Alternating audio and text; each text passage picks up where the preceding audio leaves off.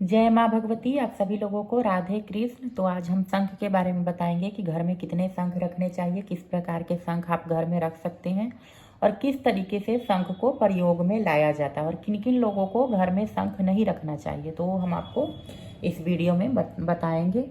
और बहुत पहले कमेंट आया था शंख के बारे में, जो कि हमारा 2-3 वीडियो ऐसा था जो कि मुझे डिलीट करना पड़ा कॉपीराइट आने की वजह से। मुझे पता नहीं था कि गाना ना आने की वजह से कॉपीराइट आ जाता है, तो बहुत सारा वीडियो मेरे को डिलीट करना पड़ा था। तो चलिए आप लोगों को बताते हैं शंख के बारे में। तो सर्वप्रथम हम वामावर्ती शंख के बारे में ना बता के आपको दक्षिणावर्ती के बारे में बताते हैं, क्योंकि लगभग 99% घरों में दक्षिणावर्ती शंख ही रखे जाते हैं।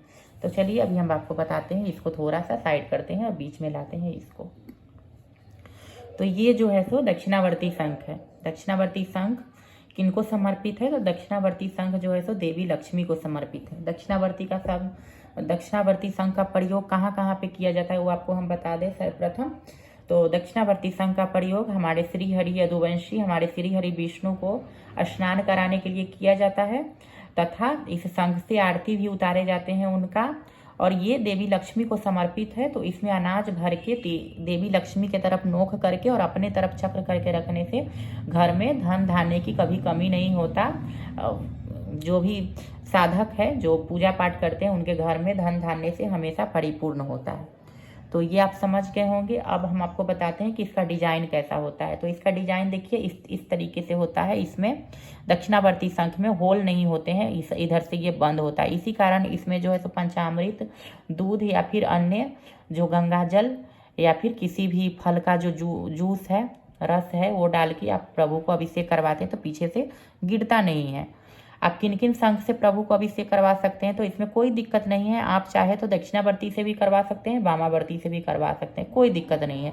लेकिन इसमें दक्षिणावर्ती से इसलिए कराए जाते हैं, वो भी हम आपको बता देते हैं इसी वीडियो में, क्योंकि इसमें पीछे होल नहीं होता है और ये देवी लक्ष्मी को समर्पित है। तो एक सनातनी के घर में दक्षिणावर्ती शंख होना बहुत ही आवश्यक होता है। दक्षिणावर्ती शंख कैसे रखें वो भी हम आपको बता देते हैं।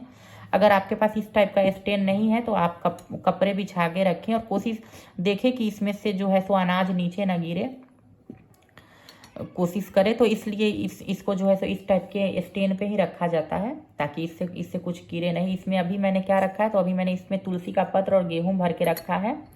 हम जल इसलिए नहीं भरते हैं क्योंकि जल भरने से ना इसमें दाग लगने लगते हैं पानी का, इस वजह से जल हम नहीं भरते हैं।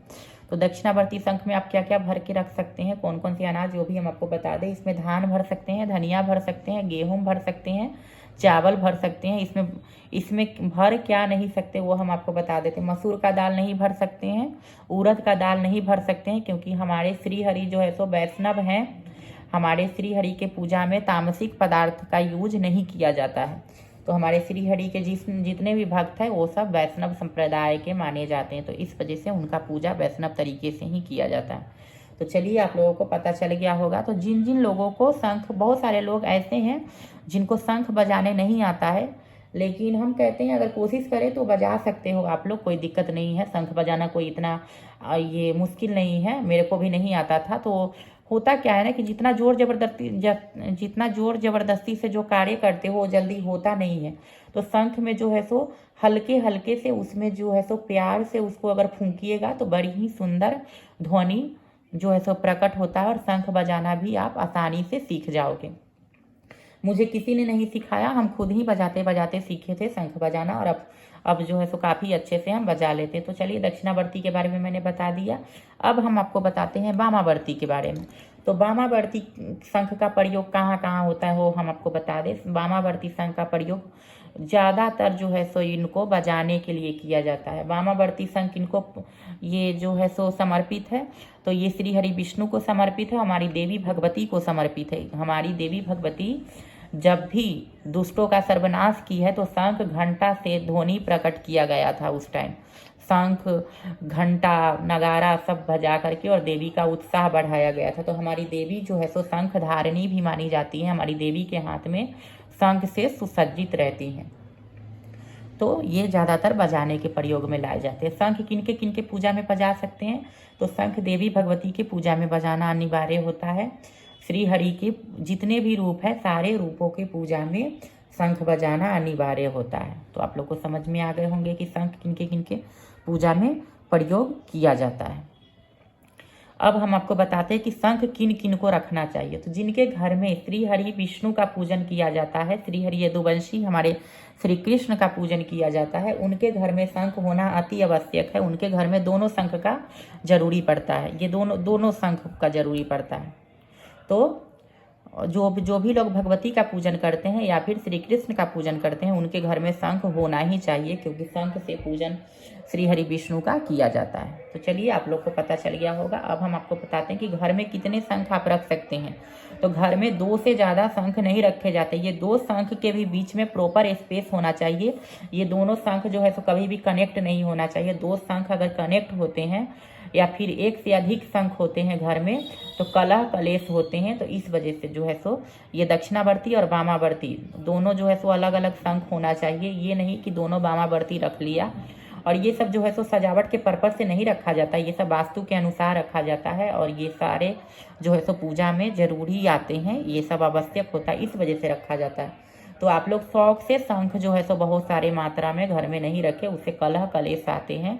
और दक्षिणावर्ती वामावर्ती शंख को भी अलग अलग रखा जाता है, जैसे कुछ दूरी पे ऐसे बना के रखे, दोनों को कनेक्ट में कभी भी ना लाएं, इससे भी कलह कलेश होता है। तो चलिए, आप लोग को समझ में आ गया होगा।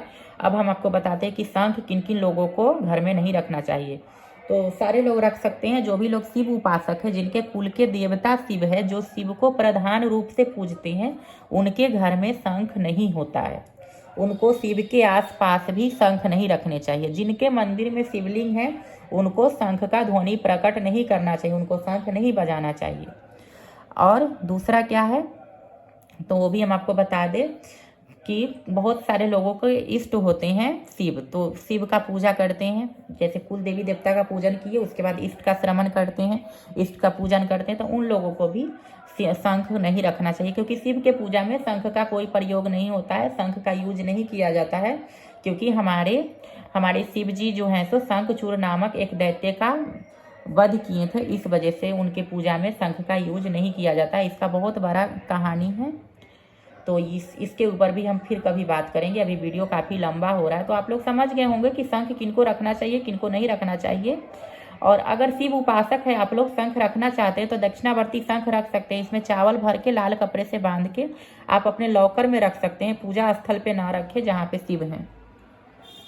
तो चलिए, सभी लोग शंख, लास्ट में आपको यही बताएंगे कि 2 शंख घर में रख सकते हैं। ध्यान दीजिएगा, दोनों कनेक्ट में ना आए। शिव के पूजा में शंख यूज ना करें, बस यही सावधानियां करना है। बाकी सब प्रॉपर जैसे पूजा होता है उसी तरीके से होगा। तो चलिए, आप सभी को जय माँ भगवती, राधे कृष्ण। मिलते हैं फिर अगले वीडियो में।